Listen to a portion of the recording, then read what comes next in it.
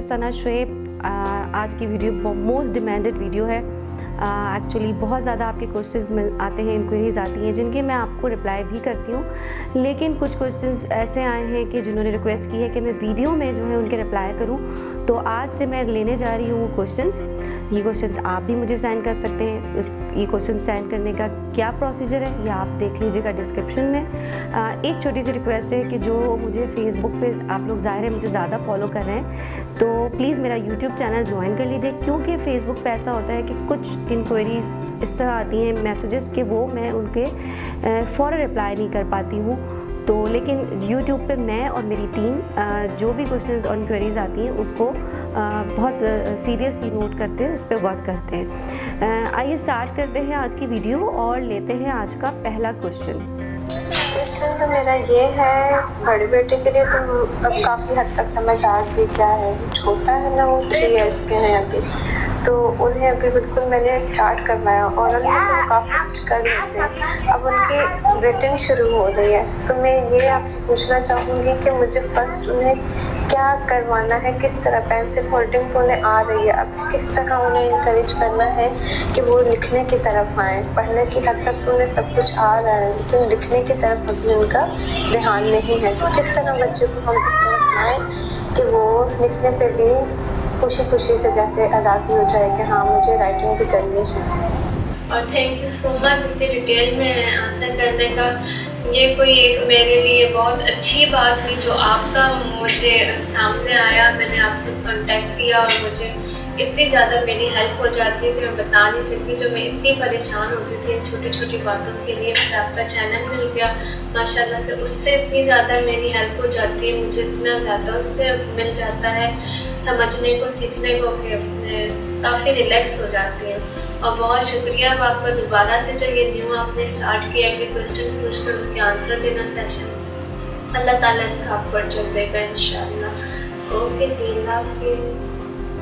आमीन आमीन। Thank you so much. आप पसंद करती हैं और हमारी कोशिश सिर्फ यही है कि पर्सनली मैं दिल से चाहती हूँ कि हमारी मदर्स और जो हमारे बच्चे हैं बहुत टैलेंटेड हैं, लेकिन उनको एक गाइडलाइन की जो है वो लैकिंग है, अप्रोच नहीं कर पाते इतनी छोटी छोटी बातों के लिए। तो ये चैनल मैंने इसीलिए प्लान किया है, बनाया है आप सबकी रिक्वेस्ट पर। और मैं समझती हूँ कि मदर्स को क्या क्या प्रॉब्लम फेस करनी पड़ती है। तो आइए चलते हैं आपके क्वेश्चन के आंसर की तरफ, जो कि मैं कोशिश करूँगी कि आपको डिटेल में दे सकूँ। बहुत ही वैलिड क्वेश्चन है और बहुत ही ज़्यादा किया जाने वाला सवाल है। जो हमारे बच्चे हैं उनकी राइटिंग जब स्टार्ट होती है तो जो प्रॉब्लम आती है वो आप मेरी प्रीवियस वीडियो में चेक कर लीजिएगा।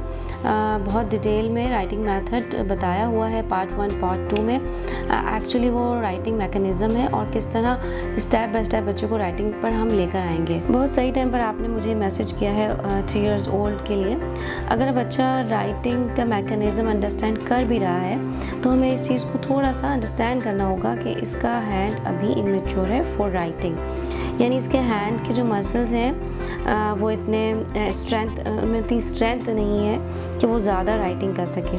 यानी राइटिंग का जो स्पेन होना चाहिए वो 15 मिनट होना चाहिए, जिसमें वो कई दफ़ा बैठेंगे भी, सिटिंग भी करेंगे और जाहिर है कि एक चाइल्डिश बिहेवियर भी देखने को मिलेगा। अच्छा, हमें इंटरेस्ट कैसे डेवलप करना है? देखिए, राइटिंग में हमने कुछ बच्चे इस तरह देखा है कि वो रिवीजन यानी रिपीटेशन पसंद करते हैं, यानी एक ही काम बार बार करना पसंद करते हैं, जबकि कुछ बच्चों को हमने देखा है कि वो एक जैसे काम से उकता जाते हैं। यानी हम उनको राइटिंग करवाने के लिए डिफरेंट किस्म की एक्टिविटीज़ देंगे। देखिए, राइटिंग में या किसी भी चीज़ में इंटरेस्ट डेवलप करने के लिए मैं ज़रूर आपको बताऊंगी कि हमें खुद देखना है कि हम खुद रियल लाइफ में कितनी राइटिंग करते हैं। ये बहुत बड़ा फैक्ट है कि अब हमने राइटिंग करना ही छोड़ दी है। एक्चुअली हुआ ये है कि जब से हम टाइपिंग पर आए हैं, घर में जो राइटिंग हुआ करती थी वो बिल्कुल ना होने के बराबर है। इवन घर में अगर कोई बड़ा बच्चा स्कूल जाता है तो वो घर में होमवर्क करते हुए नज़र आता है। जो बच्चे को एक चीज़ दिखती है कि राइटिंग भी कोई चीज़ है। अगर आपने मेरी प्रीवियस रीडिंग से रिलेटेड वीडियो देखी है तो आपने ये चीज़ नोट की होगी कि मैंने रीडिंग के लिए भी तैयार स्टफ़ नहीं कहा। मैंने कहा कि आप बच्चे के सामने लिखें, क्योंकि जब आप बच्चे के सामने राइटिंग करते हैं तो आप एक तो उसको फोकस करने का टाइम मिलता है, दूसरा उसका राइटिंग में इंटरेस्ट डेवलप होता है। उस स्कूल में होता ये है कि जाहिर है कि सब बच्चों की वर्कशीट्स एक साथ नहीं बना सकते, तो पहले से तैयार वर्कशीट्स या कॉपीज़ दी जाती हैं। यानी बच्चा हम एडल्ट्स को राइटिंग करते हुए अब नहीं देखता। अगर वो हमें राइटिंग करते हुए देखेगा तो नेचुरली कुछ टाइम बाद राइटिंग में इंटरेस्ट आ जाएगा। किचन में एक राइटिंग पैड रख लीजिए जिसमें आप कभी अल्फ़ाबेट या कभी जो भी बच्चा जिस स्केल पर है, आप ए लिखा और आपने उससे कहा कि कोई ऑब्जेक्ट लेकर आए, आप इसके सामने राइटिंग करें। कोई ऑब्जेक्ट लिखें और कहें कि मुझे आपके टॉयज़ में से ये चाहिए। अगर रीडिंग पर बच्चा नहीं भी आया तो आप उसकी हेल्प करें। राइटिंग सिखाने का तरीका ब्लैक बोर्ड के साथ और क्लास की तरह नहीं हो सकता। स्टार्ट में आप उसके सामने बैठे, एक कॉपी आपकी होनी चाहिए, यानी कॉपी एक वर्कशीट आपकी होनी चाहिए और एक वर्कशीट बच्चे की होनी चाहिए, यानी इस तरह से सेटिंग होनी चाहिए। ये मैं अभी आपको करके दिखाती हूँ और कुछ एक्टिविटीज़ बताती हूँ। कुछ एक्टिविटीज़ आपने मेरी प्रीवियस वीडियो में देखी हुई हैं कि आप क्या क्या करवा सकते हैं। पेपर पर आप बहुत सारी एक्टिविटीज़ प्लान कर सकती हैं। कुछ एक्टिविटीज़ मैं आपको बता देती हूँ। इस तरह से आप बना लीजिए, हाथ से बनाए हुए हैं। जितना सिंपल हो सकता है मैं आपको बताती हूँ ताकि आपका टाइम ज़्यादा ना लगे और इन्वेस्ट करना ना पड़े। इस तरह के अल्फ़ाबेट्स बना लें। सबसे पहले ओ करवाते हैं, फिर ख करवाते हैं, वाटर कलर ले लें और पहली फिंगर डिप करनी है। इस एक्टिविटी का मेन पर्पस ये है कि हम फॉर्मेशन पे काम करते हैं। जैसे कि मैंने आपको पहले भी बताया है कि हम पहले बच्चे को फॉर्मेशन सिखाते हैं। जब उसको फॉर्मेशन आ जाती है ना, तो फिर हम पेंसिल राइटिंग पे लाते हैं। तो ये एक्टिविटी भी बेसिकली फॉर्मेशन पे वर्क करेगी और ये बहुत हेल्दी रिजल्ट देती है।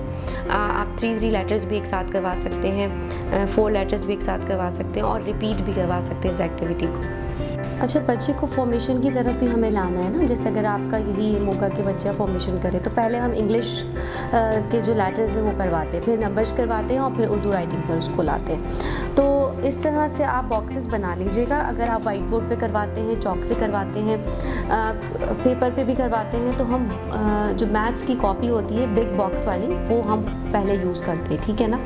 तो मैं आपको इस ब्लैक बोर्ड के साथ बता रही हूँ कि आप किस तरह राइटिंग स्टार्ट करेंगे। आपने पहले खुद करनी है, ठीक है ना। आपने डायरेक्ट बच्चे को नहीं कहना, आपने करनी है। आपने पहला जो हमारा लेटर होता है वो ओ होता है ना, तो हम कहेंगे start and go round and join. So the fun way में ना, उस इंटरेस्टिंग वे में बताना है। Start and go round and join. Oh wow, we got a O, letter O। आपने साउंड्स करवाए हैं तो आप साउंड बताएंगे, लेटर्स के नाम भी उसको पता है तो आप लेटर के नाम भी बता सकते हैं, ठीक है। इस तरह हमने करवाया। फिर हम ख पे आते हैं, तो हम start and round and stop, इस तरह करके ना, स्टार्ट राउंड एंड स्टॉप, ठीक है। फिर अगर हम करवा रहे हैं, start, go down and stop, start, go down and stop। इस तरह थोड़ा सा बोल कर इंकरेज करके फ़न वे में हम लेटर्स करवाते जाते हैं। और ये हमारी कुछ इसकी पूरा एक अरेंजमेंट है जिससे हम करवाते हैं, यानी ईज़ी टू, जो ईज़ी है फॉर्मेशन में, और इस तरह ईज़ी टू डिफ़िकल्ट की तरफ हम जाते हैं। अब जैसे हम टा करवा रहे हैं, start at the top and go down and flick and cross the middle like this, okay।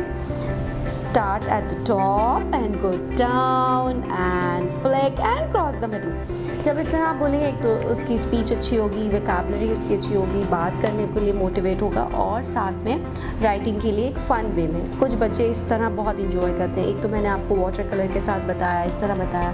इसके अलावा आपको सबको पता है कि कलरिंग बच्चे, अगर आपके बच्चे आर्ट्स से इंटरेस्ट रखते हैं तो कलरिंग को बहुत इंजॉय करेंगे, ठीक है। आप फिर यही काम पेंसिल पे करवा सकते हैं, ठीक है। पेंसिल और कॉपी के साथ मैंने आपको बताया कि वो वर्कशीट कुछ टाइम के लिए आपके पास भी वो वर्कशीट होनी चाहिए सेम, और आप भी उसके साथ राइटिंग करें और इन्जॉय करें। इसके अलावा इस तरह की एक्टिविटी बेस जो है वो बुक्स अवेलेबल हैं। ये थोड़ा सा हाई लेवल की हैं, यानी लेवल जो बिगनर्स के लिए आती है वो आप एक्टिविटी बुक ले सकते हैं जिसमें कलरिंग का ऑप्शन भी है। और सबसे जो अच्छा ऑप्शन होता है वो डॉट टू डॉट होता है, ठीक है। अगर आप डॉट टू डॉट करवा रहे हैं ना, अगर आपके पास ये बुक नहीं भी है तो आप कोई सिंपल सी शेप ड्रॉ कर लीजिए, सिंपल सी कोई ड्राइंग कर लीजिए जिसमें अगर बच्चे को 1 से 10 तक काउंटिंग आती है या ABCD के लेटर्स जहाँ तक आते हैं आप वो लिखें और डॉट टू डॉट उससे करवाएं, ठीक है। इसमें मैं आपको दिखा देती हूँ।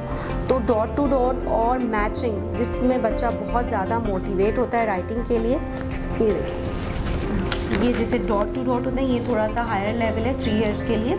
आप इसकी कोई सिंपल से खुद भी ड्रॉ करके वर्कशीट बना सकते हैं। आपने पहले डॉट टू डॉट उसको ऑफ़र किया, साथ बैठ के आपने भी किया, उसकी हेल्प की, फिर उसके बाद आपने उसको कलरिंग के लिए ऑफ़र किया, तो उसमें उसकी राइटिंग की अच्छी प्रैक्टिस हो जाएगी। इस तरह के बुक्स आराम से मिल जाती हैं, वरना आप खुद भी इस तरह की वर्कशीट्स बना सकते हैं, मैचिंग करवा सकते हैं, ठीक है। तो आप थोड़ा सा उसको डिफरेंट तरह के टास्क दें जिसमें उसकी पेंसिल और पेपर वर्क से वो इन्वॉल्व हो और आप करवा सकते हैं। मेरी प्रीवियस वीडियो में मैंने आपको बताया कि हम राइटिंग स्टार्ट करते हैं 3 इयर्स पे तो नहीं करते, 4 इयर्स पे करते हैं, लेकिन जो 4 इयर्स पे जब हम राइटिंग स्टार्ट करते हैं ना तो वो मेटल इंसेक्ट्स होते हैं जिसको मैंने लाइटली सा अपनी प्रीवियस वीडियो में एक्सप्लेन किया हुआ है। तो आप इसी तरह से शेप्स बना सकते हैं, घर में किस तरह बना सकते हैं ये भी मैंने आपको बताया है। आइडियाज़ के साथ इन आइडियाज़ को मिक्स एंड मैच करके अपने बच्चे के मुताबिक इस तरह की वर्कशीट्स तैयार करके इस तरह की एक्टिविटीज़ करवा सकती हैं। होपफुली आपको अपने क्वेश्चन का आंसर मिल गया होगा।